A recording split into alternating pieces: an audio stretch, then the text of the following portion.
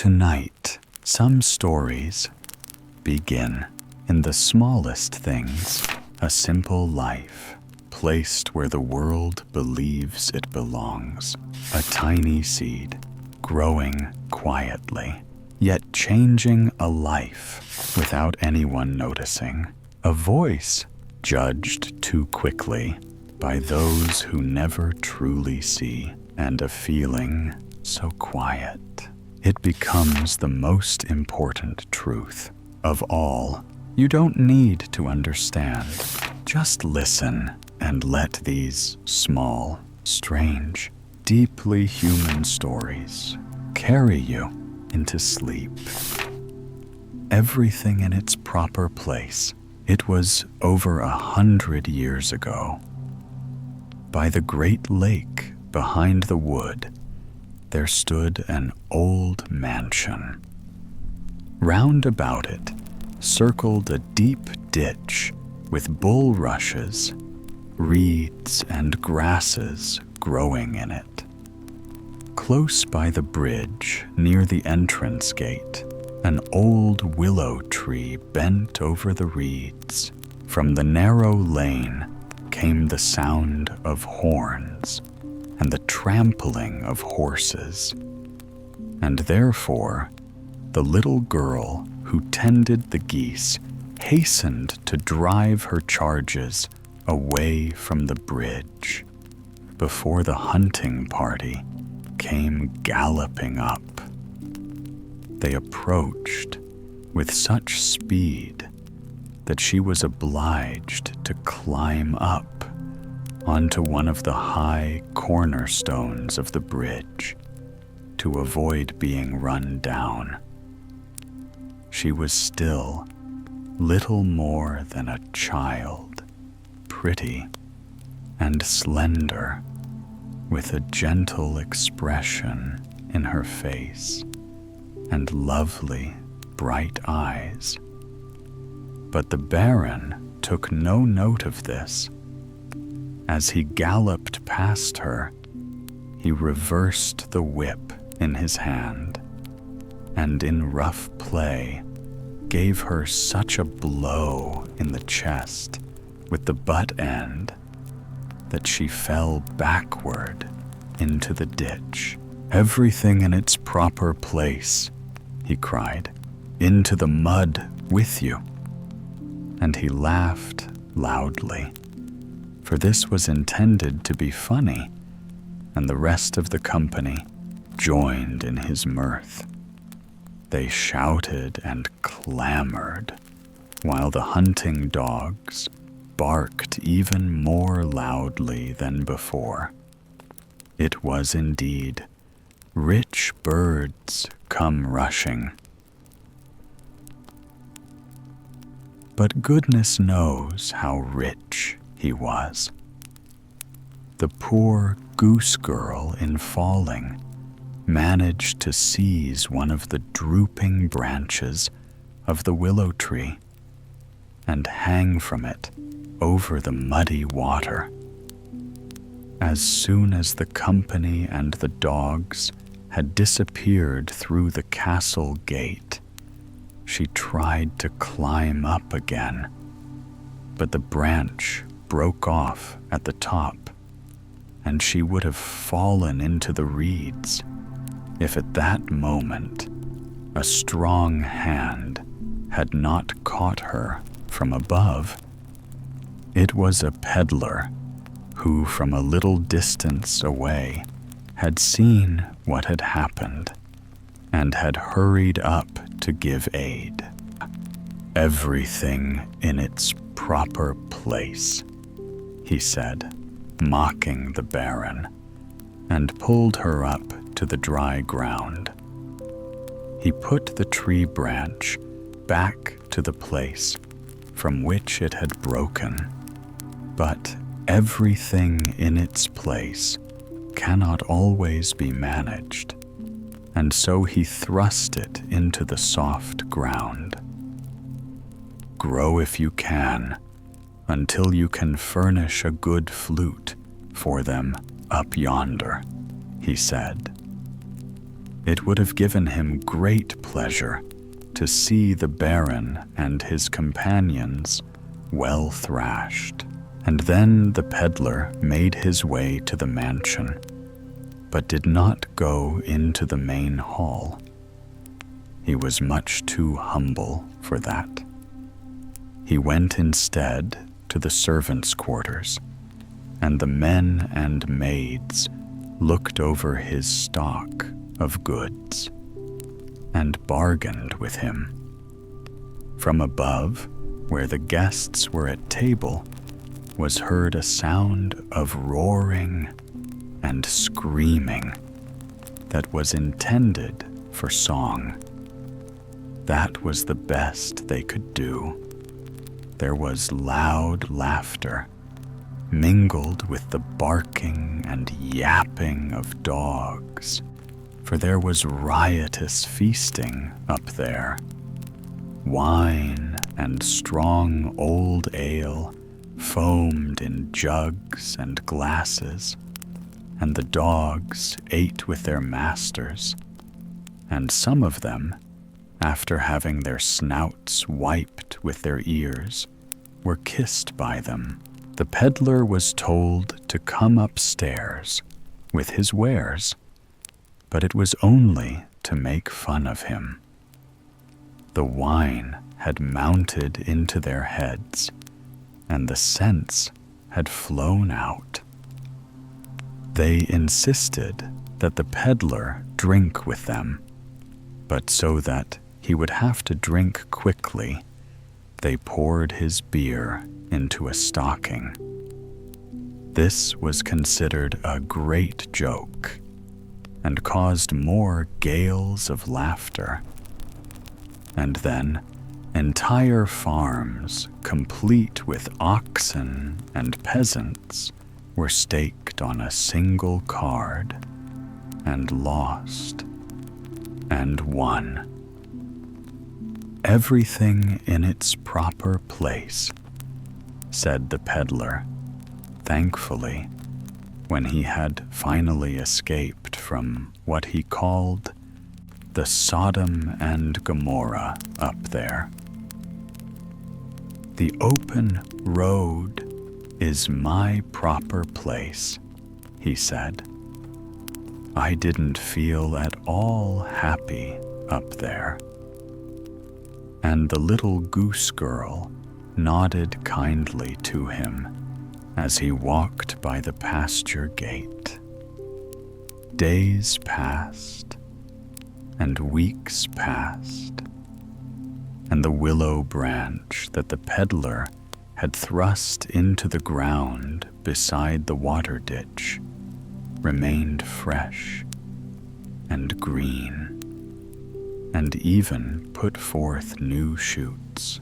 The little goose girl saw that it must have taken root, and she was very happy about it. This was her tree, she thought.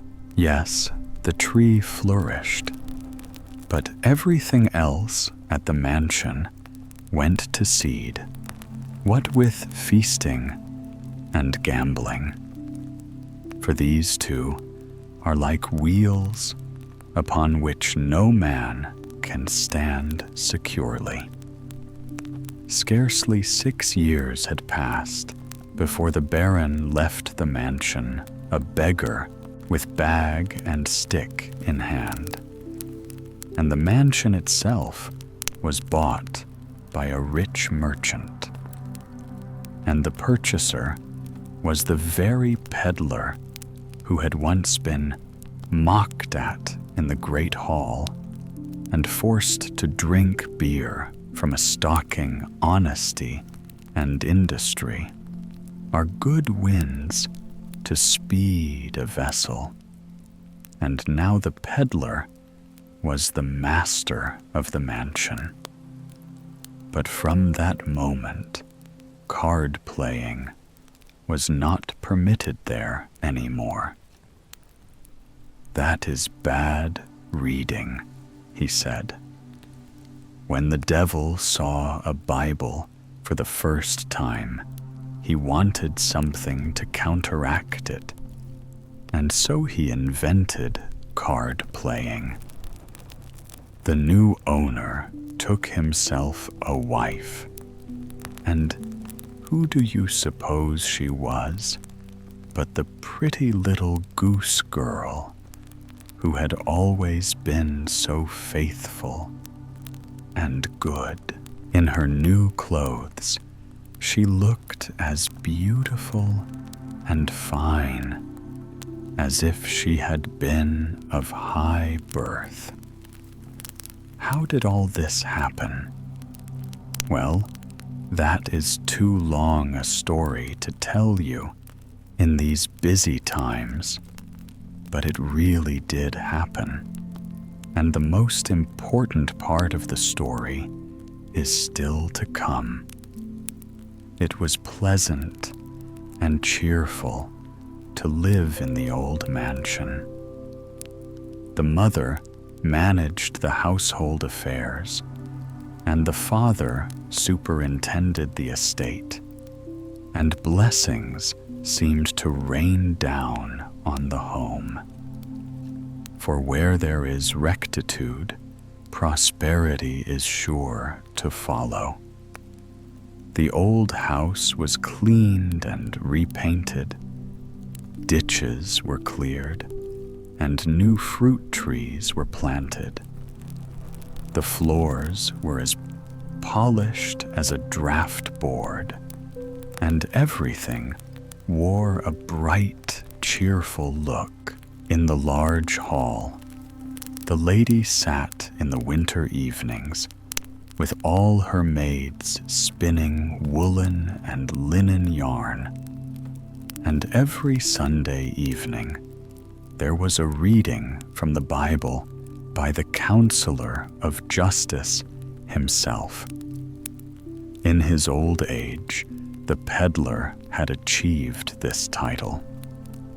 There were children, and as they grew up, they received the best possible education, although all were not equally gifted, just as it is in all families. But the willow branch outside had grown to be a big, splendid tree which stood free and undisturbed. "That is our family tree," the old people said. And they explained to all the children, even those who were not very bright, that the tree was to be honored and respected. So 100 years rolled by. Now it was our own time. The lake had grown into a marsh, and the old mansion had almost disappeared. A long, narrow pool of water near the remains of a stone wall was all that was left of the deep ditch.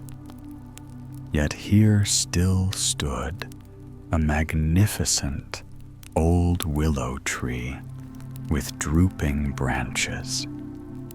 It was the family tree, and it showed how beautiful a tree may be if left to itself. To be sure, the main trunk was split from root to crown, and storms had given it a little twist, but it still stood firmly. From every cleft and crack into which the winds had carried soil, grasses, and flowers had sprung forth, especially near the top, where the great branches separated. There, a sort of a small hanging garden had been formed of wild raspberries and chickweed, and even a little serviceberry tree had taken root and stood slender and graceful in the midst of the old tree, which reflected itself in the dark water when the wind had driven all the duckweed into a corner of the pool. A narrow path which led across the fields passed close by the old tree. High on the hill near the forest, with a splendid view in every direction, stood the new mansion, large and magnificent. The glass of its windows so clear and transparent that there seemed to be no panes there at all. The stately flight of steps that led up to the entrance looked like a bower covered with roses and broad-leaved plants. The lawn was as freshly and vividly green as if each separate blade of grass were washed mornings and evenings. In the great hall hung valuable pictures. There were silken chairs and sofas so airy and graceful that they seemed almost ready to walk on their own legs. There were tables with polished marble tops and books bound in rich morocco and gold. Yes, they were really wealthy people who lived here. They were people of position. Here lived the Baron and his family. Everything here fitted with everything else. The motto of the house was still everything in its proper place. So all the pictures that at one time had hung with honor and glory in the former mansion were now relegated to the passage that led to the servants' hall, for they were considered nothing but old junk, especially two old portraits, one of a man in a pink coat and a wig, the other of a lady with powdered, high-dressed hair and a rose held in her hand, and each surrounded by a large wreath of willow branches. These two old pictures were marred by many holes, for the Baron's children were fond of using the two old people as targets for their crossbows. They were the portraits of the Counselor of Justice and his lady, from whom the whole family descended. But they didn't really belong to our family, said one of the young barons. He was a peddler, and she was a goose girl. They weren't like Papa and Mama.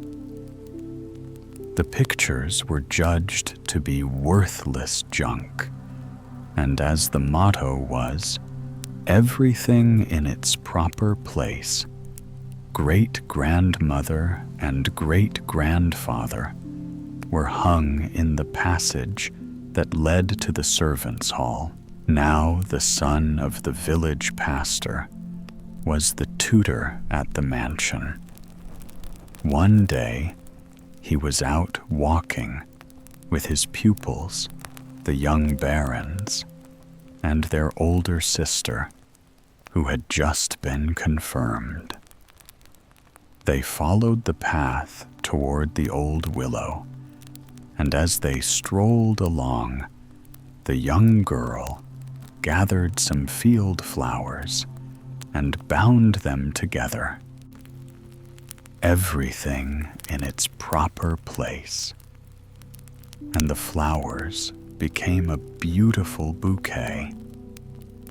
At the same time, she heard every word that was spoken. for she liked to listen to the clergyman's son talk of the power of nature and the great men and women of history. She had a good, sweet temper with true nobility of soul and mind, and a heart that appreciated all that God had created. They stopped at the old willow tree, where the youngster boy insisted on having a flute made for him, as had been cut for him from other willow branches before. And the pastor's son therefore broke off a branch. "Oh, don't!" cried the young baroness. But it was already too late. "That is our famous old tree," she explained, "and I love it dearly. They laugh at me at home for it, but I don't care. There's an old tale attached to this tree." Then she told them all the story about the tree, about the old mansion, and the peddler, and the goose girl, who had met for the first time on this very spot, and had afterward founded the noble family to which these young people belonged. They didn't want to be knighted the grand old people, she said. They kept their motto, everything in its proper place, and so they thought it would be out of place for them to buy a title. It was their son, my grandfather, who was made a baron. They say he was very learned, a great favorite with princes and princesses, and was present at all their festivals. The others at home love him the best, but I don't know. There seems to be something about that first pair that draws my heart to them. How comfortable and patriarchal it must have been in the old mansion, then the mistress sitting at her spinning wheel among all her maids, and the old master reading aloud from the Bible. They must have been wonderful people, sensible people, said the pastor's son. Then the conversation turned naturally toward noblemen and commoners. The young man hardly seemed to belong to the lower classes, so well did he understand and speak of the purpose and meaning of nobility. It is good fortune, he said, to belong to a family that has distinguished itself. In your own blood, there is then, so to speak, a spur that urges you on to make progress in everything that is good. It's gratifying to bear the name of a family that is a card of admission to the highest circles. Nobility means something great and noble. It is a gold coin that has been stamped to show its worth. It is a modern belief, and many poets, of course, agree with it, that all of nobility must be bad and stupid, and that the lower you go among poor people, the more wisdom and virtue do you find. But that isn't my opinion, for I think it's entirely foolish, entirely false. There are many beautiful and kindly traits found in the upper classes. I could give you many examples. Here's one my mother told me once. She was visiting a noble family in town, where I think my grandmother had nursed the lady of the house. The old nobleman and my mother were together in his apartments when he noticed an old woman come limping into the courtyard on crutches. She used to come there every Sunday to receive a little gift. "Ah, there is the poor old lady," said the nobleman. "Walking is so hard for her." And before my mother understood what he meant, the 70-year-old Excellency was out of the room and down the stairs, carrying his gift to the old woman to spare her the difficult walk.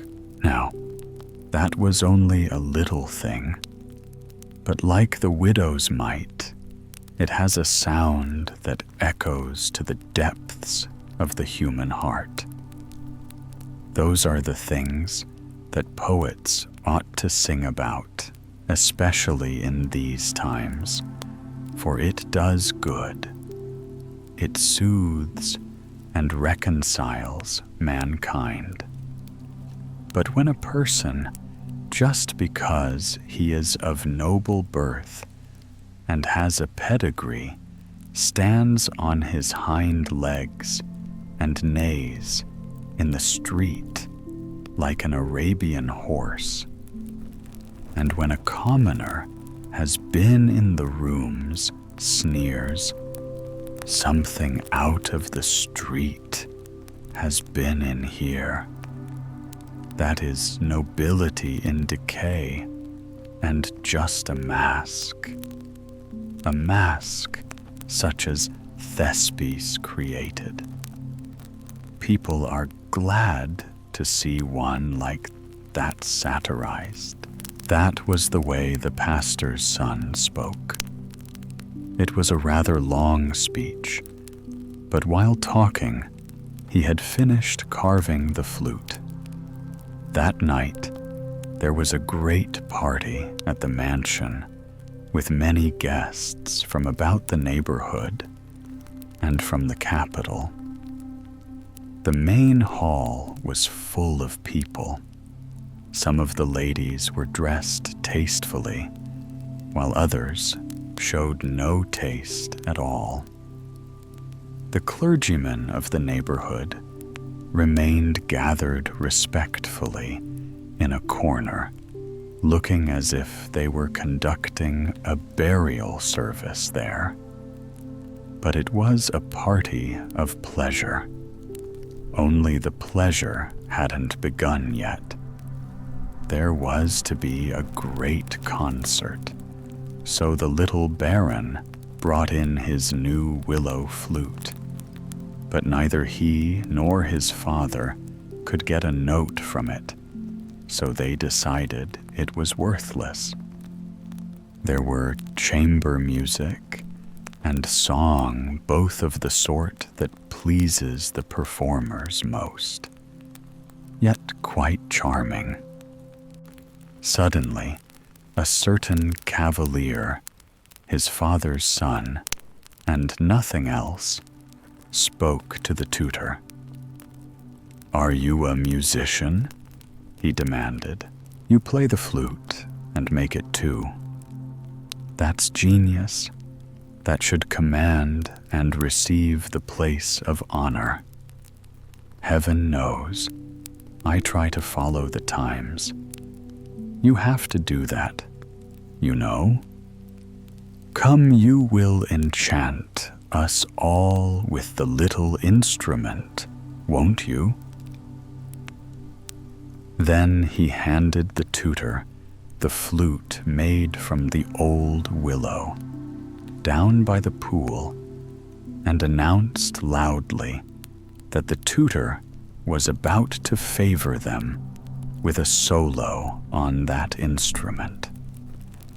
Now it was easy to tell that they only wanted to make fun of him, so the tutor refused, though he could really play well. But they crowded around him and insisted so strongly that at last he put the flute to his lips. That was a strange flute. A tone was heard as sustained as the whistle of a steam engine. Yes, and much stronger.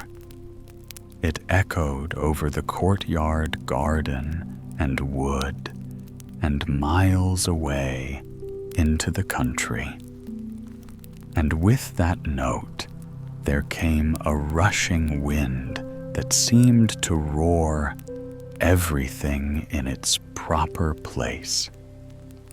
And then Papa flew, as if carried by the wind, straight out of the great hall and into the shepherd's cottage, while the shepherd was blown, not into the main hall, for there he could not come, no up into the servants' room, among the haughty lackeys strutting in their silk stockings. The proud servants were almost paralyzed at the very thought that such a common person would dare to sit at table with them. But in the great hall, the young baroness flew to the upper end of the table where she was worthy to sit. The pastor's son found himself next to her, and there they both sat, as if they were a newly married couple. A gentle old count of one of the most ancient families in the country remained unmoved in his honorable place, for the flute was just as everyone ought to be. But the witty cavalier, who was nothing more than the son of his father, and who had caused the flute playing flew head over heels into the poultry house. And he was not alone. For a whole mile around the countryside, the sound of the flute could be heard, and remarkable things happened. The family of a rich merchant driving along in their coach, and four was blown completely out of the carriage and could not even find a place on the back of it. Two wealthy peasants who in our times had grown too high for their own cornfields were tumbled back into the ditch. Yes, that was indeed a dangerous flute, but luckily it burst after that first note, and that was a fortunate thing for everybody, for then it was put back into the owner's pocket. Everything in its proper place. The next day, no one spoke of what had happened. And that is where we get the expression, to pocket the flute. Everything was back in its former state, except for the two old portraits of the merchant and the goose girl. They had been blown up onto the wall of the drawing room, and when one of the well-known experts said they had been painted by an old master, they were left there and carefully restored. Nobody knew before that they were worth anything, and how could they have known? Now they hung in the place of honor. Everything in its proper place. place, and it will come to that. Eternity is long, even longer than this story. She was good for nothing. The mayor was standing at his open window. He was wearing a dress shirt with a dainty breastpin in its frill. He was very well shaven. Self-done, though, he had cut himself slightly and had stuck a small bit of newspaper over the cut. "Listen, youngster," he boomed. The youngster was none other than the washerwoman's son, who respectfully took off his cap as he passed. This cap was broken at the rim so that he could put it into his pocket. In his poor but clean and very neatly mended clothes and his heavy wooden shoes, the boy stood as respectfully as if he were before the king. "You're a good boy, a well-behaved lad," said the mayor. "I suppose your mother is washing down at the river, and no doubt you are going to bring her what you have in your pocket. That's an awful thing with your mother.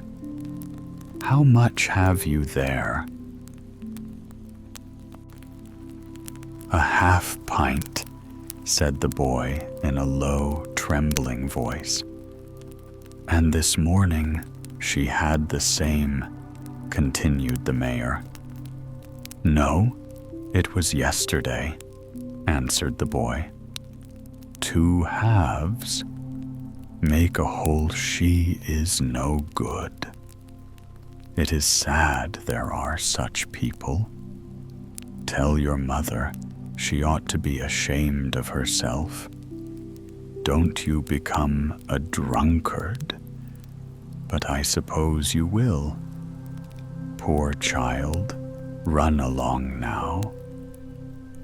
And the boy went, still holding his cap in his hand, while the wind rippled the waves of his yellow hair. He went down the street and through an alley to the river, where his mother stood at her washing stool in the water, beating the heavy linen with a wooden beater. The current was strong, for the mill sluices were open. The bed sheet was dragged along by the stream and nearly swept away her washing stool, and the woman had all she could do to stand up against it. "I was almost carried away," she said. "It's a good thing you've come, for I need something to strengthen me. It's so cold in the water. I've been standing here for 6 hours. Have you brought me anything?" The boy drew forth a flask, and his mother put it to her lips and drank a little. "Oh, that does me good. How it warms me. It's just as good as hot food, and it isn't as expensive. Drink, my boy. You look so pale, and you're freezing in your thin clothes. Remember, it is autumn. Ooh, the water is cold. If only I don't get ill, but I won't. Give me a little more and drink some yourself, but only a little drop, for you mustn't get used to it, my poor dear child." And she walked out of the water and up onto the bridge where the boy stood.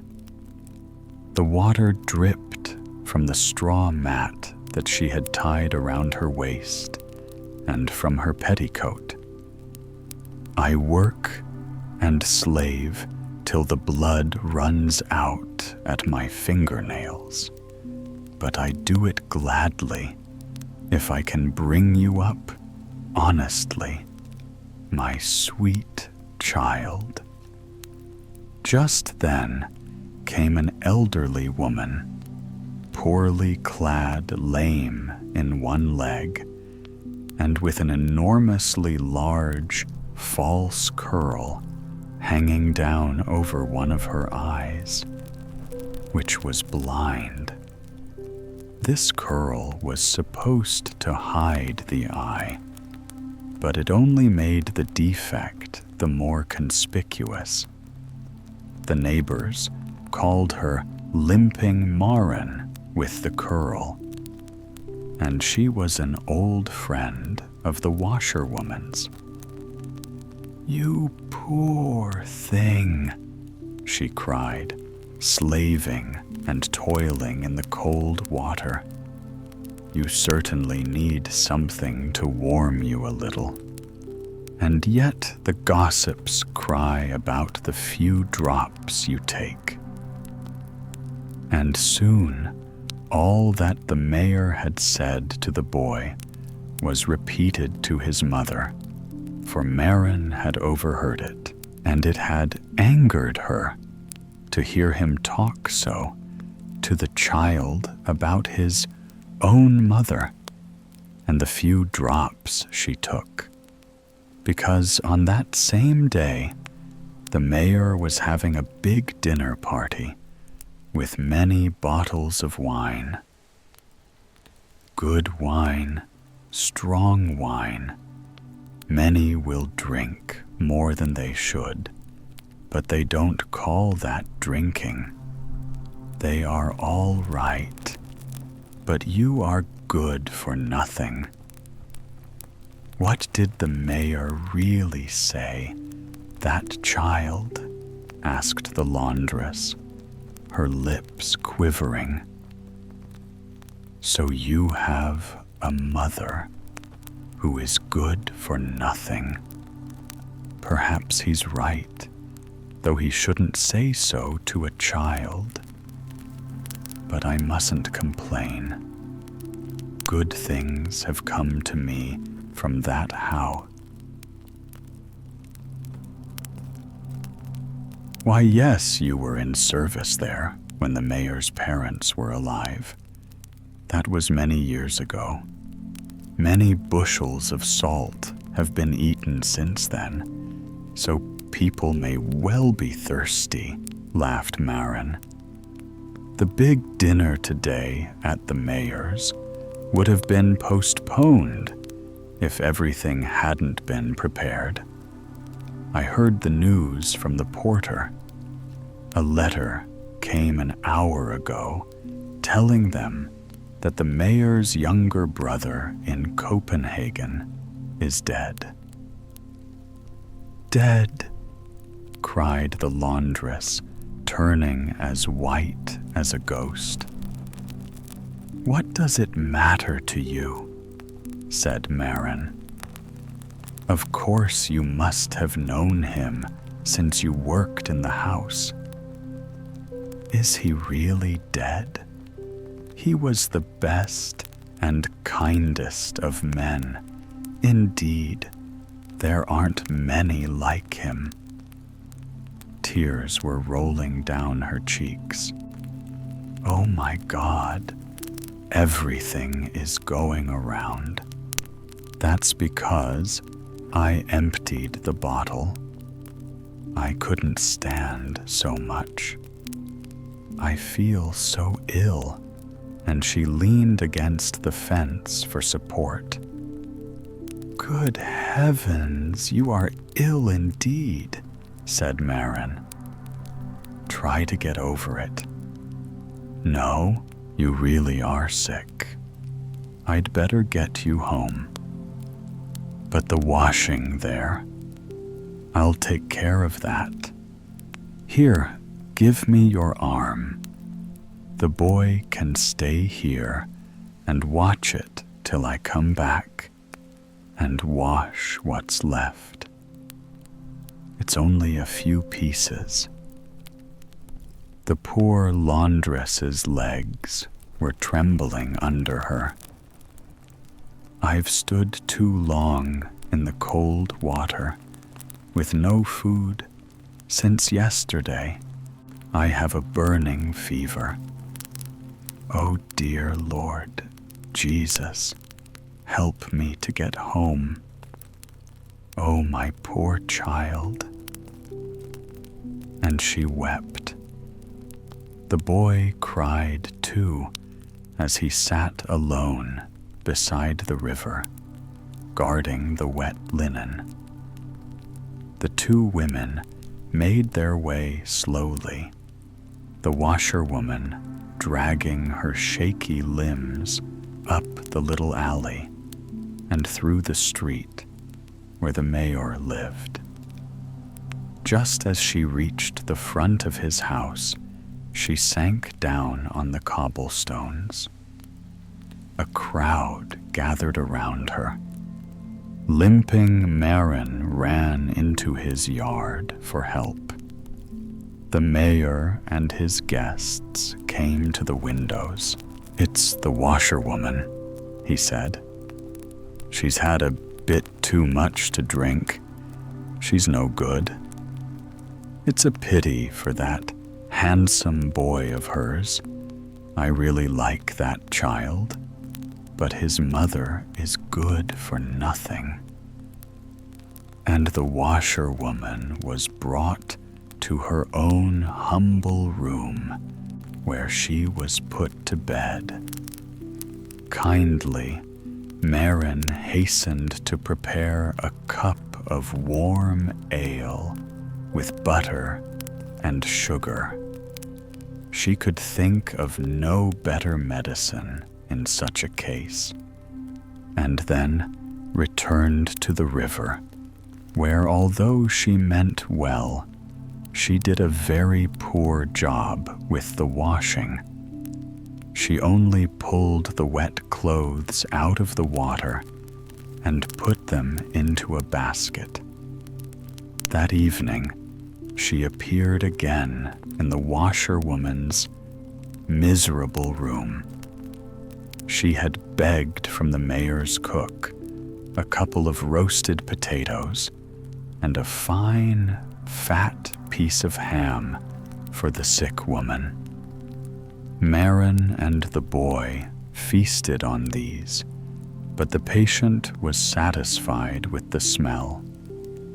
For that was very nourishing, she said.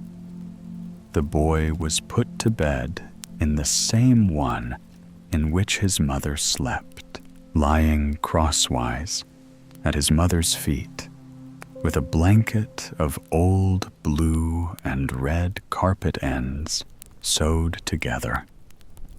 The laundress felt a little better now. The warm ale had given her strength, and the smell of the good food had been nourishing. "Thank you, my kind friend," she said to Marin. "I'll tell you all about it while the boy is asleep. He's sleeping already. See how sweet he looks with his eyes closed. He doesn't think of his mother's sufferings. May our Lord never let him feel their equal. While I was in service at the counselors, the mayor parents, when their youngest son came home from his studies. I was a carefree young girl then, but honest. I must say that before heaven. And the student was so pleasant and jolly. Every drop of blood in his veins was honest and true. A better young man never lived. He was a son of the house, and I was only a servant, but we became sweethearts, all honorably. A kiss is no sin, after all, if people really love each other. And he told his mother that he loved me. She was an angel in his eyes, wise and kind and loving. And when he went away again, he put his gold ring on my finger. After he had gone, my mistress called me in to speak to me. She looked so grave and yet so kind, and spoke as wisely as an angel indeed. She pointed out to me the gulf of difference, both mentally and materially, that lay between her son and me. Now he is attracted by your good looks, but that will fade in time. You haven't received his education.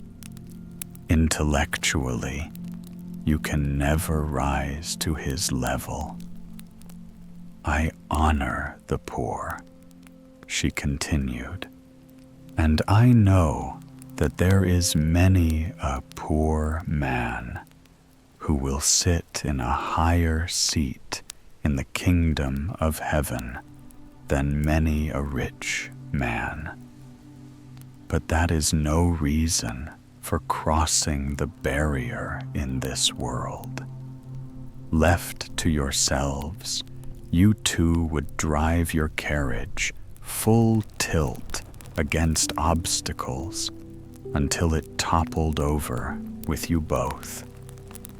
Now I know that Eric the glove maker, a good honest craftsman, wants to marry you. He is a well-to-do widower with no children. Think it over. Every word my mistress spoke went through my heart like a knife. But I knew she was right, and that weighed heavily upon me. I kissed her hand, and my bitter tears fell upon it. But still bitterer tears fell when I lay upon my bed in my own room. Oh, the long, weary night that followed. Our Lord alone knows how I suffered. Not until I went to church on Sunday did peace of mind come after my pain. It seemed the working of providence that as I left the church, I met Eric himself. There were no doubts in my mind now. We were suited to each other, both in rank and in means. He was even a well-to-do man. So I went straight up to him, took his hand, and asked, "Do you still think of me?" "Yes, always and forever," he said. "Do you want to marry a girl who likes and respects you, but does not love you?" "I believe love will come," he said, and then we joined hands. I went home to my mistress, the gold ring that her son had given me. I had been wearing every day next to my heart, and every night on my finger in bed. But now I drew it out. I kissed it until my lips bled, then gave it to my mistress and told her that next week the banns would be read for me and the glove maker. My mistress took me in her arms and kissed me. She didn't say I was good for nothing, but at that time I was perhaps better than I am now, for I had not yet known the misfortunes of the world. The wedding was at Candlemas, and for our first year we were quite happy. My husband had a workman and an apprentice with him, and you, Marin, were our servant. Oh, and such a good mistress you were, said Marin. I shall never forget how kind you and your husband were to me. Ah, but you were with us during our good times. We had no children then. I never saw the student again. Oh, yes, I saw him once, but he didn't see me. He came to his mother's funeral, and I saw him standing by her grave, looking so sad and pale, but that was all for his mother's sake. When his father died later, he was abroad and didn't come to that funeral. He didn't come here again. He became a lawyer, and he never married, I know. But he thought no more of me, and if he had seen me, he would certainly have never recognized me, ugly as I am now. And it is all for the best. Then she went on to tell of the bitter days of hardship when misfortune had fallen upon them. They had saved $500, and since in their neighborhood a house could be bought for $200, they considered it a good investment to buy one, tear it down, and build again. So the house was bought, and the bricklayers and carpenters estimated that the new house would cost $1,020. Eric had credit and borrowed that sum in Copenhagen, but the captain who was to have brought the money was shipwrecked, and the money lost. It was just then that my darling boy, who lies sleeping there, was born. Then his father had a long and severe illness, and for 9 months I even had to dress and undress him every day. We kept on going backward. We had to borrow more and more. One by one, all our possessions were sold. And at last, Eric died.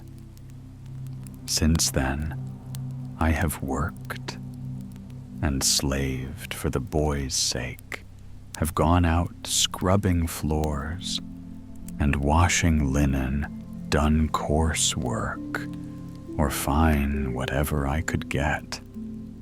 But I was not to be better off. It is the Lord's will. He will take me away and find better provisions for my child. Then she fell asleep.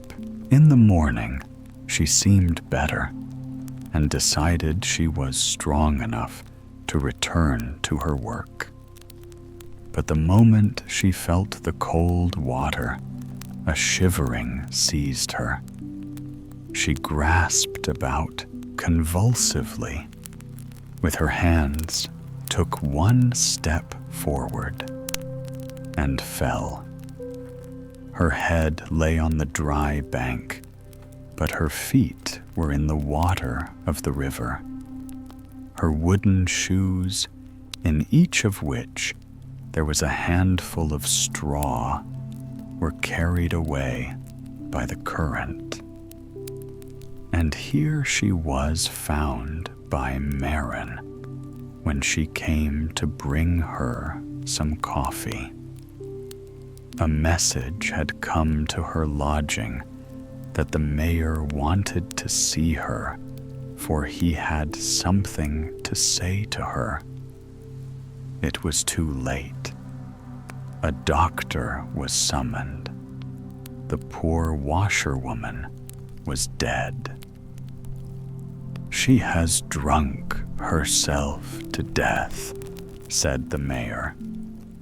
The letter that had brought the mayor the news of his brother's death also gave a summary of his will, and among other bequests, he had left $600 to the glovemaker's widow, who had formerly served his parents.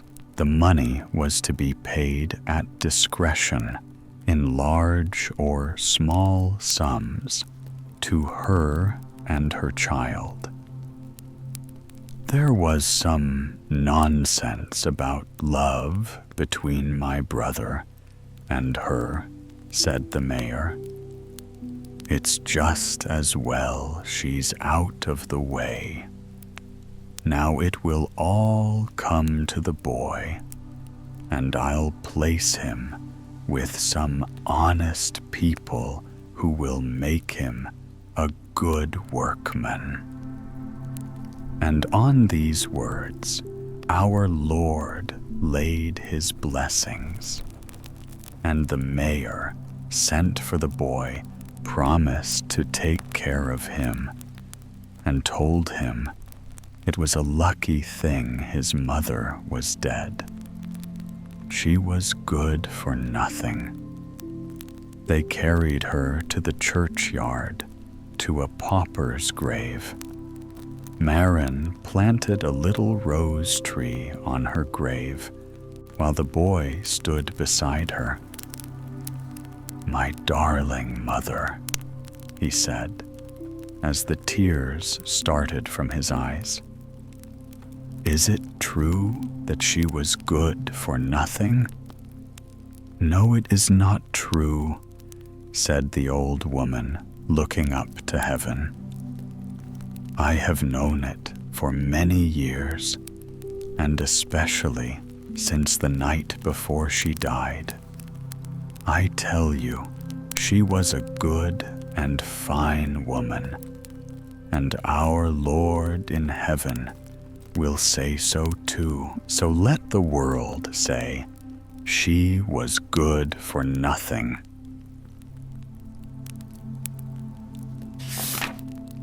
The Goblin and the Huckster. There was once a regular student who lived in a garret and had no possessions.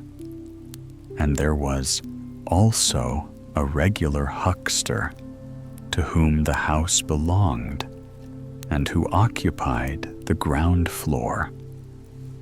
A goblin lived with the huckster because at Christmas he always had a large dish full of jam with a great piece of butter in the middle.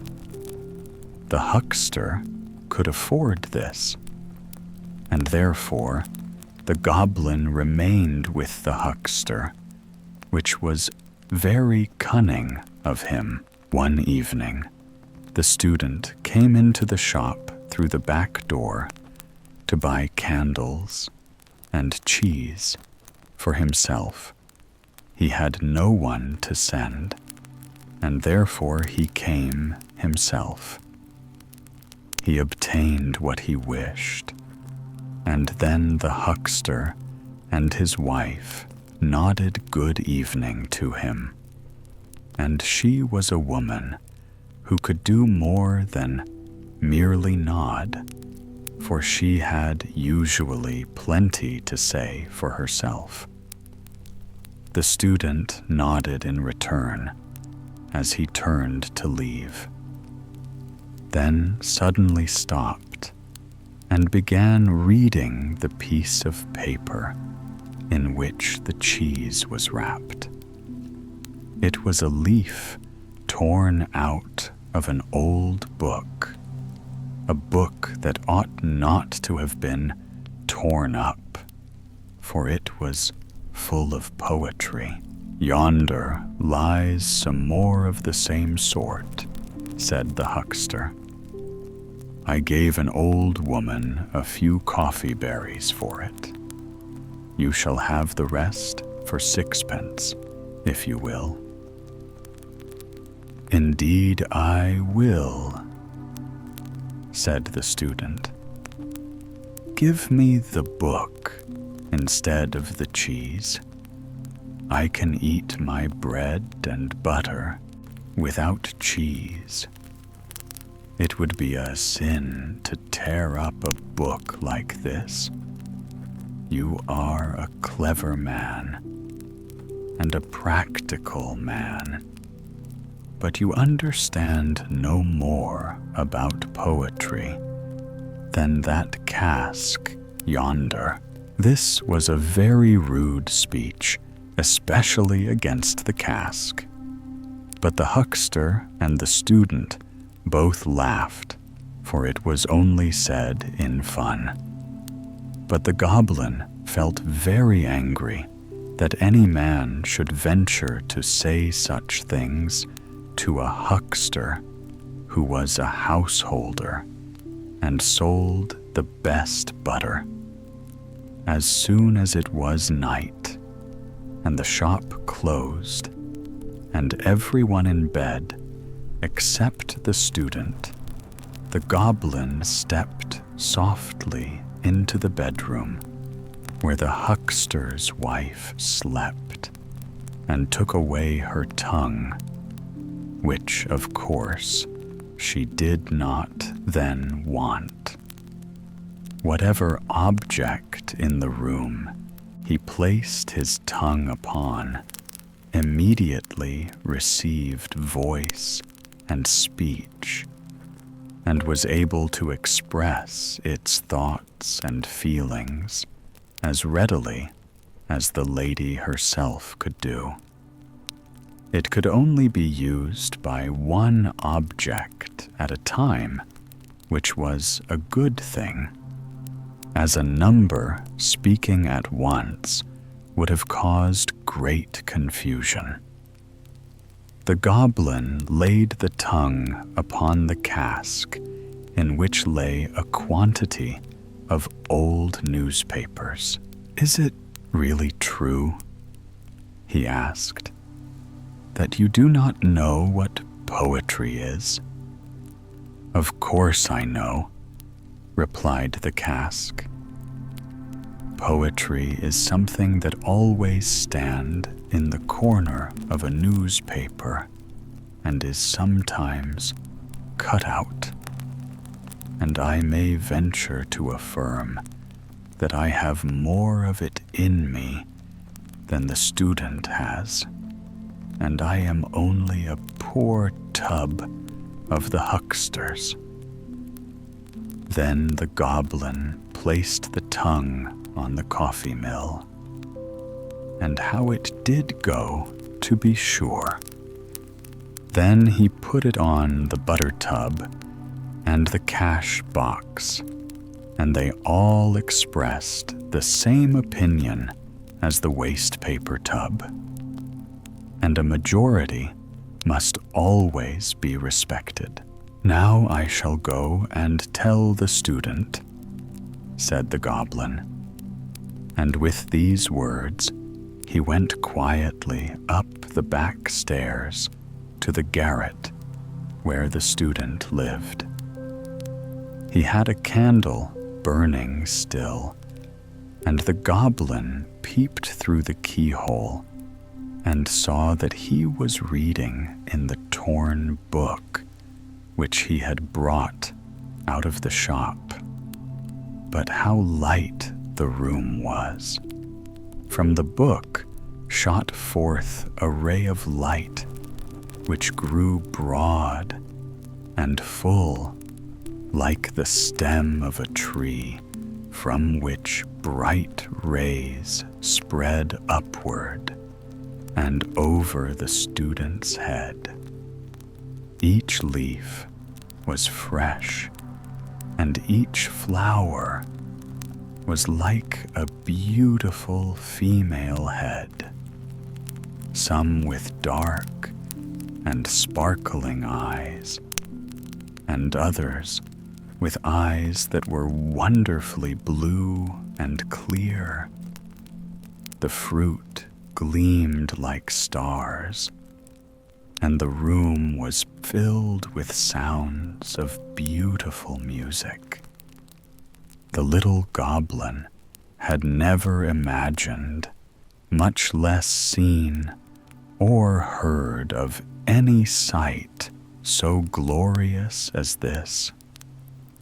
He stood still on tiptoe, peeping in till the light went out in the garret. The student, no doubt, had blown out his candle and gone to bed, but the little goblin remained standing there nevertheless, and listening to the music, which still sounded on soft and beautiful, a sweet cradle song for the student who had lain down to rest. "This is a wonderful place," said the goblin. "I never expected such a thing. I should like to stay here with the student." And the little man thought it over, for he was a sensible little spirit. At last he sighed, "But the student has no jam."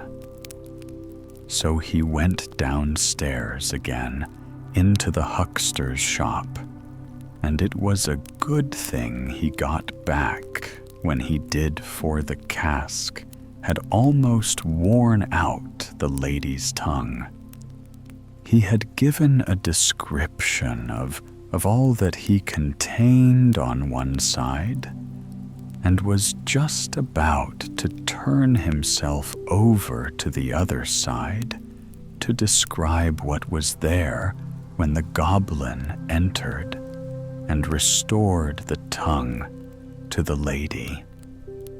But from that time forward, the whole shop, from the cash box down to the pine wood logs, formed their opinions from that of the cask, and they all had such confidence in him, and treated him with so much respect, that when the huckster read the criticisms on theatricals and art of an evening, they fancied it must all come from the cask. But after what he had seen, the goblin could no longer sit and listen quietly to the wisdom and understanding downstairs. So as soon as the evening light glimmered in the garret, he took courage, for it seemed to him as if the rays of light were strong cables drawing him up and obliging him to go and peep through the keyhole. And while there, a feeling of vastness came over him, such as we experience by the ever-moving sea when the storm breaks forth, and it brought tears into his eyes. He did not himself know why he wept, yet a kind of pleasant feeling mingled with his tears. How wonderfully glorious it would be to sit with the student under such a tree. But that was out of the question. He must be content to look through the keyhole and be thankful for even that. There he stood on the old landing with the autumn wind blowing down upon him through the trap door. It was very cold, but the little creature did not really feel it till the light in the garret went out and the tones of music died away. Then how he shivered and crept downstairs again to his warm corner where it felt homelike and comfortable.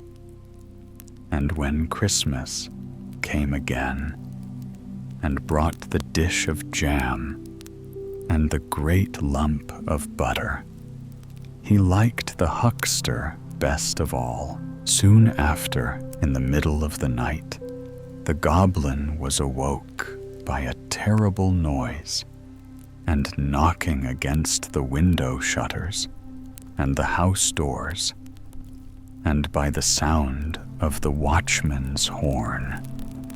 For a great fire had broken out, and the whole street appeared full of flames. Was it in their house or a neighbor's? No one could tell, for terror had seized upon all. The huckster's wife was so bewildered that she took her gold earrings out of her ears and put them in her pocket, that she might save something at least. The huckster ran to get his business papers, and the servant resolved to save her blue silk mantle, which she had managed to buy. Each wished to keep the best things they had. The goblin had the same wish, for with one spring he was upstairs and in the student's room, whom he found standing by the open window and looking quite calmly at the fire which was raging at the house of a neighbor opposite. The goblin caught up the wonderful book which lay on the table and popped it into his red cap, which he held tightly with both hands. The greatest treasure in the house was saved, and he ran away with it to the roof and seated himself on the chimney. The flames of the burning house opposite illuminated him as he sat, both hands pressed tightly over his cap in which the treasure lay. And then he found out what feelings really reigned in his heart, and knew exactly which way they tended. And yet, when the fire was extinguished, and the goblin again began to reflect, he hesitated, and said at last, "I must divide myself between the two. I cannot quite give up the huckster because of the jam." And this is a representation of human nature. We are like the goblin. We all go to visit the huckster because of the jam. 5 peas from a pod.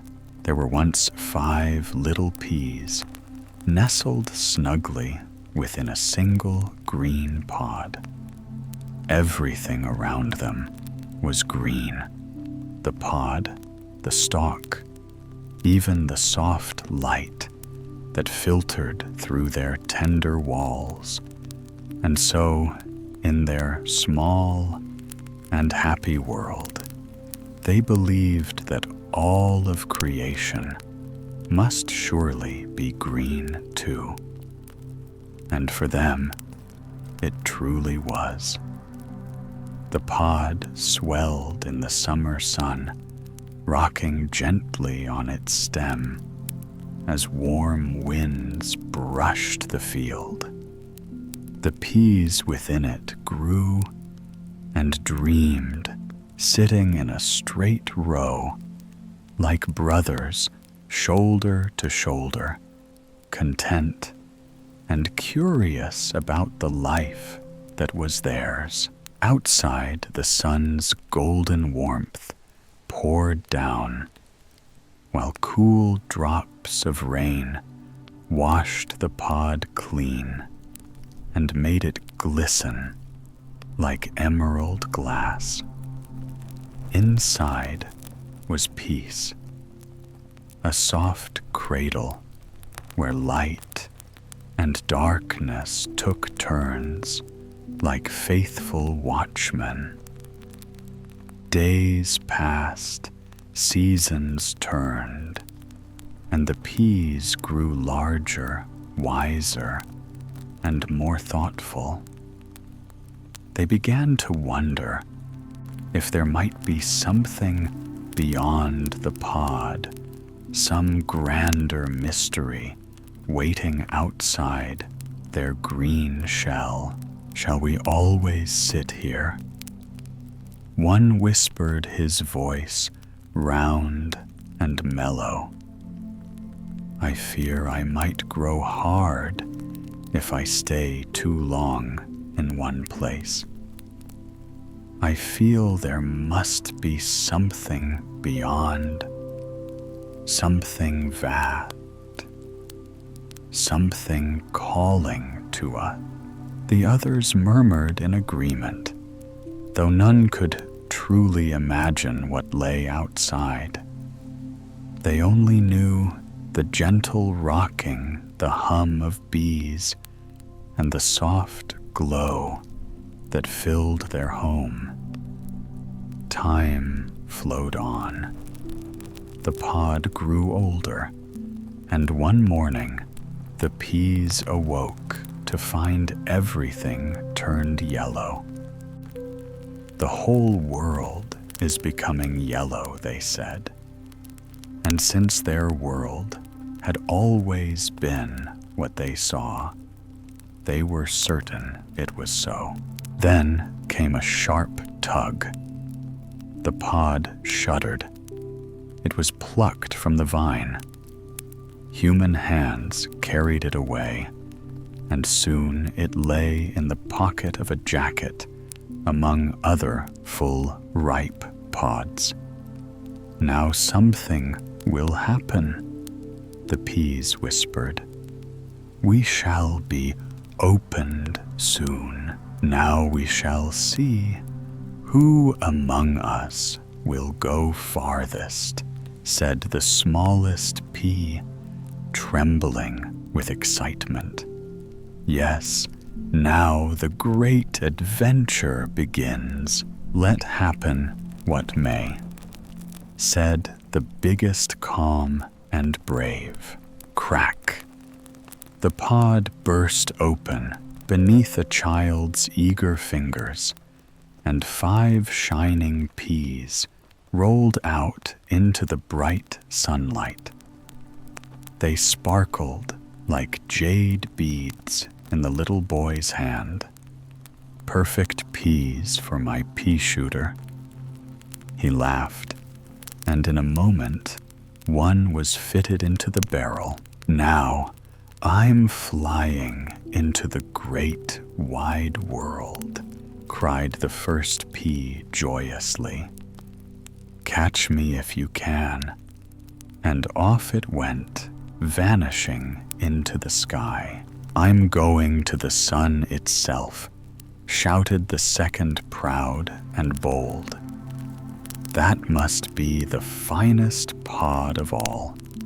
Away it flew, its small heart full of daring. Two others rolled upon the ground, dizzy and uncertain. We'll lie wherever we land, they decided lazily.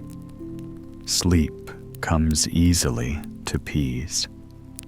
But even they were soon scooped up and sent flying after the others.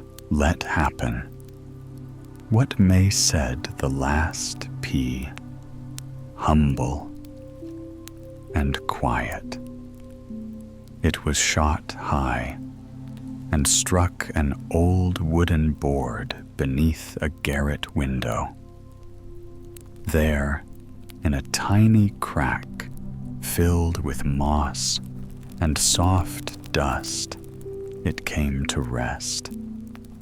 The moss closed gently around it like a green blanket.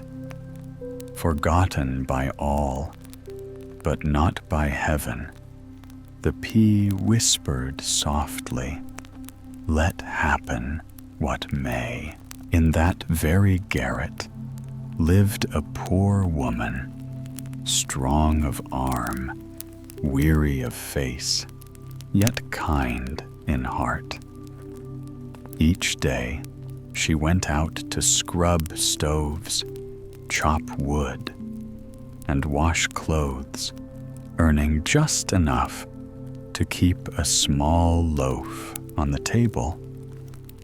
In the narrow bed near the window lay her only child, a frail girl, pale as moonlight. For a year she had been confined there, too weak to rise, hovering between life and death, like a candle flickering in the wind. My sweet one will soon go to her little sister, the woman often said softly. God once gave me two, but he took one home. Perhaps he will not let them remain apart for long. Yet still the sick girl lingered patient and quiet, her eyes calm as still water. One spring morning, when the air was fresh and full of bird song, the mother opened the window to let in the sun. Light fell across the wooden floor and danced over the blanket. The girl gazed toward the lowest pane and said faintly, "Mother, what is that green thing peeping through the window? It moves when the wind breathes." The woman came closer and smiled in wonder. "Why, it's a little pea plant that has sprouted in the crack outside. Imagine that, child. It has found its way to you. Now you have your own tiny garden." The shed was drawn nearer, so the girl could see the bright green leaves trembling in the sun. All that day, she watched the little vine, and when evening came, she whispered, "Mother, I think I shall get well. The sun has been so warm, and the pea is growing strong. I shall grow too, and see the sunshine with it." The mother smiled, though she did not truly believe. Yet her heart felt lighter. She propped the tender stem with a stick so it would not break in the wind, and tied a string from the windowsill to the frame to guide its climb. Each day, it grew higher and greener, as though it heard the girl's prayers. "Look, it has a blossom," cried the woman one morning, and tears shone in her eyes. From that day, she believed her child would recover. Indeed, the girl's face grew rosier. She sat up by herself, gazing with bright eyes at her little pea garden. A week later, she could sit for hours. Her thin hands folded her heart, swelling with joy. Outside the window bloomed a single delicate flower, pink as dawn. She bent and kissed it, and it seemed to her like a festival. "Our Lord himself planted the pea," said the mother, smiling through tears. "He made it grow to bring hope and healing to my blessed child." "And what of the others?" "The first pea that cried, 'Catch me if you can,' landed in a rooftop gutter and was swallowed by a pigeon. The two lazy peas shared the same fate, yet in feeding the birds, they had served a purpose after all. The proud one that boasted it would reach the sun fell too into a gutter where it soaked in dirty rainwater until it swelled and burst. 'I am magnificent,' it declared. 'No pea has ever grown so large. Surely I have gone farther than all.' The gutter, full of filth and vanity, agreed completely. But high above them, at the humble garret window, the fifth pea stood green and strong, crowned with a blossom. Beside it, the once sick girl now stood upright, her cheeks touched with the blush of health, her hands folded in thanksgiving. She looked at the flower as one looks at a small miracle. The world outside still went on with its noise and rain and sorrow. But in that little room, there was sunlight, gratitude, and the quiet smile of faith. And in the mossy crack beneath the window, the pea that had whispered, "Let happen what may," had in its own small way changed a life. The last pearl. There once stood a great house filled with warmth and joy. Its walls glowed softly beneath the evening lamps, and every chamber echoed with the quiet laughter of contented hearts. The owners were happy, the servants cheerful, the friends rejoicing, for on that day a son and heir had been born.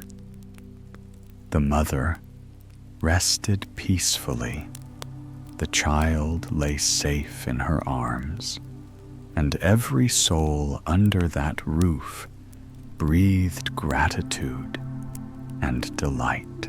The small lamp in the mother's chamber had been dimmed, its shade half drawn, so the light fell only as a gentle glow. Heavy curtains of silken fabric, soft as moonlight, were pulled close before the windows. The thick carpet yielded beneath one's feet like moss in a quiet forest.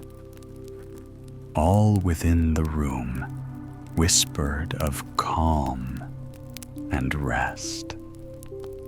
Even the nurse, sitting beside the cradle, felt the peace that reigned there. Her eyes closed, and she too drifted into slumber, for all was well, and heaven's blessing had descended upon the home. At the head of the bed stood the guardian spirit of the house. Over the newborn child, it bent, spreading a veil woven of glimmering starlight. The veil shimmered with countless pearls, and each pearl was a token of good fortune, health, happiness, beauty, love, and long life. Around the cradle, unseen by mortal eyes, the good fairies of life had gathered, whispering their blessings. The air was thick with promise, the silence radiant with invisible song. All that the world can give has been granted. Here murmured the guardian spirit, gazing in wonder at the sleeping child. But from beside the bed, a soft voice answered, gentle yet solemn. It was the voice of the child's good angel. "No," said the angel, "not all. One fairy has not yet brought her gift. Her blessing is the last, and though she may tarry, she will come. The wreath of fortune is not yet complete. The final pearl is still missing." "Missing," cried the guardian spirit. "Then we must not rest until we find it. Tell me who this fairy is, and I shall fly to her and beg for her gift." "She will come," replied the angel quietly. "Even if many years must pass, she will not forget. For without her, no life is truly crowned. Yet if you wish to seek her, I will guide you to where she may be found. She dwells nowhere and everywhere. She visits the palace of the king and the cottage of the poor. She enters uninvited, yet leaves behind a treasure more enduring than gold. She touches all lives, whether they welcome her or not." "Then lead me," said the spirit.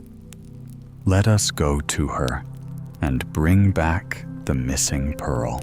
So the two, radiant and unseen, soared hand in hand through the night. They passed over glittering cities, over quiet villages, and lonely fields, until at last they came to a great house wrapped in silence. The halls were dark and echoing. The rooms stood empty. Only the long white curtains trembled softly in the wind that swept through open windows. In the middle of the wide chamber stood an open coffin. Within it lay a woman, still young, with beauty untouched by death. Fresh roses had been laid upon her breast, their fragrance mingling with the solemn stillness. Her hands, folded gently, seemed as if they might yet move to bless her children once more. Her face was calm and noble, lit with a quiet glory, the peace of one who had entered into the mysteries of God. Beside the coffin stood her husband and their children, a circle of grief. The father held the youngest child in his arms, while the older ones clung silently to his garments. He took the lifeless hand in his own, a hand once warm with love and labor, now cold and still, and pressed it to his lips. No word was spoken. Their sorrow was too deep for speech. Tears fell heavily onto the floor, echoing in the stillness like raindrops in a tomb. Then, with bowed heads and breaking hearts, they turned away and left her. A single candle burned beside the coffin. Its flame trembled in the draught, stretching upward like a thin red tongue that fought against the wind. Strangers entered, then solemn and silent men. They closed the lid, sealed the coffin with nails, and the sound of hammering rang through the desolate house, through every heart that loved her. The guardian spirit shuddered. "Why have you brought me here?" it asked. Surely no fairy of blessing could dwell in such a place of death. The angel laid a gentle hand upon the spirit's arm and pointed toward a shadowed corner of the room. "She is here," said the angel. "Here, in this sacred hour." The spirit turned and beheld a woman seated where once the mother had sat in life, among flowers, books, and pictures, where her laughter had filled the air. But this new figure was robed in garments heavy and dark, her face veiled, her hands folded upon her knees. Around her there was no light, only a trembling sorrow that seemed to breathe. It was sorrow herself. She had come to dwell where love had reigned to rule, where joy had once been queen. A single tear slid from her eyes and fell into her lap. There it hardened into a radiant pearl, glowing with the 7 colors of the rainbow. The angel caught it, and it shone like a star of many fires, the pearl of sorrow. Whispered the angel holding it aloft, is the last and greatest of all gifts. It completes the circle and binds the crown together. Without it, no life is whole, no heart is wise. Through it all, other blessing gain their depth and splendor, for only they who have wept may truly rejoice. Behold, it gleams with the colors of the rainbow, the bridge between earth and heaven. When one whom we love departs, the heart breaks, yet it also opens. In the place of each who is taken from us, there is given one friend more to await us in eternity. Thus, even grief becomes grace, even loss becomes hope. Look upon this whirl, said the angel, and remember, within it are hidden the wings of the soul, the wings of Psyche that bear us upward beyond the stars, away from pain, toward peace. And the guardian spirit bowed in reverence, for it understood that the pearl of sorrow was indeed the crowning jewel of all life's gifts. Two maidens. Have you ever seen what road pavers call a maiden? I don't mean a young woman with ribbons in her hair, but that humble wooden creature that helps make the very streets we walk upon smooth and firm. She is made wholly of wood, broad and heavy, at the base bound with iron hoops to keep her strong, and at her upper slender end runs a wooden handle like a pair of outstretched arms. Through those arms, the workmen guide her, and down she falls again and again, stamping the stones into the earth with patient rhythm. Such is the life of a maiden.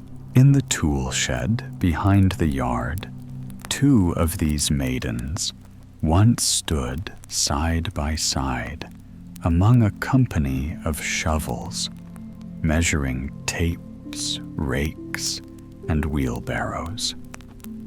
The air smelled of tar and douceur, and sunlight streamed faintly through the high windows, glimmering upon the polished handles and rusty spades.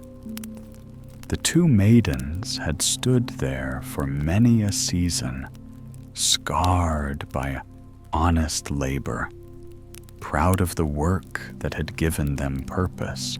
Yet lately, a rumor had begun to stir, a dreadful rumor, whispered first by the shovels and repeated by the wheelbarrow himself, that they were no longer to be called maidens at all. Some new rule, it was said, had been made among the pavers. From now on, their proper title was to be stamps, or more formally, hand rammers. It was the latest and supposedly most correct expression in the refined vocabulary of the trade. Now, among us humans, there are certain people, ladies chiefly, who call themselves emancipated. They are headmistresses and midwives, ballet dancers and milliners, nurses and teachers, women who wish to stand on equal footing with men. And in this same spirit of pride and self-respect, the two maidens of the yard considered themselves akin to these emancipated women. They would never, under any circumstance, surrender their good old name and be labeled with a title that turned them from persons into mere objects. "Maiden is a human name," said the elder, with a firm knock against the floorboards. "But a stamp or a hand-rammer, that is a thing, a nameless tool like a nail or a stone, I will not be a thing. That would be an insult to my dignity. My betrothed would end our engagement." "At once," cried the younger. She was engaged, as everyone knew, to a magnificent ramming block, a towering machine of iron and oak, who drove great stakes deep into the earth. His work was grander, heavier, but akin to hers, and she admired him with all the strength of her wooden heart. "He fell in love with me as a maiden," she said. "He will never love a stamp, and so I shall not let them change me. As for me," added the elder with resolute pride, "I would sooner have both my handles splintered and my iron bands broken than bear such a name." But the wheelbarrow, who prided himself on being quite the gentleman of the yard, rolled forward with a creak. "You two are behind the times," he said pompously. "It is very common to be called maidens. Too simple, too ordinary. Stamp sounds refined, official even. It belongs to the same family as seal. You see, think of the royal signet, the seal of the state, that is a distinguished relation to have. Were I you, I would abandon the old name with gratitude." "Never," said the elder, shaking her head till her handle rattled. "I am too old to begin life anew under another name. You do not understand what is called the European necessity," sighed the measuring tape, who fancied himself a philosopher. "We must all adapt to progress, my good friends. We must limit ourselves and conform to the age. If the law says a maiden shall henceforth be called a stamp, then a stamp she must be. There is a measure for everything, even for names." "Well," said the younger, with a sigh that made her joints creak, "if I must be something else, then I'd rather be called Miss. That at least sounds cousin to maiden." "I'd rather be chopped up for firewood and cast into the furnace," declared the old one fiercely. Soon the time for talk was over, for work awaited them. The maidens were loaded with ceremony into the wheelbarrow, which clattered down the yard to the street. The sun shone hot on the paving stones as they were set to their task. Yet when the foreman called them stamps, both shuddered. Maid, they cried, each time they struck the ground, the sound echoing like a heartbeat beneath the stones. Maid. But they never finished the word. They stopped themselves, remembering the decree. Still in the secret language of their hearts, they spoke to each other as maidens cherishing the memory of the good old days when names meant what they were meant to mean, and when a maiden was proud to be a maiden. In the end, their stubbornness cost them dearly. The mighty ramming block, that grand machine of which the younger had once dreamed, broke off their engagement entirely. "I cannot ally myself," he declared coldly, "with a stamp or a hand rammer." And thus she was left alone, a maiden in spirit, though condemned by the world to bear a new name she despised.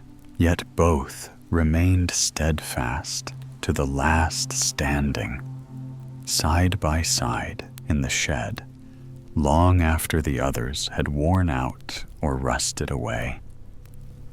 For though their labels changed, their hearts of wood were true, and in that steadfastness lay all their dignity.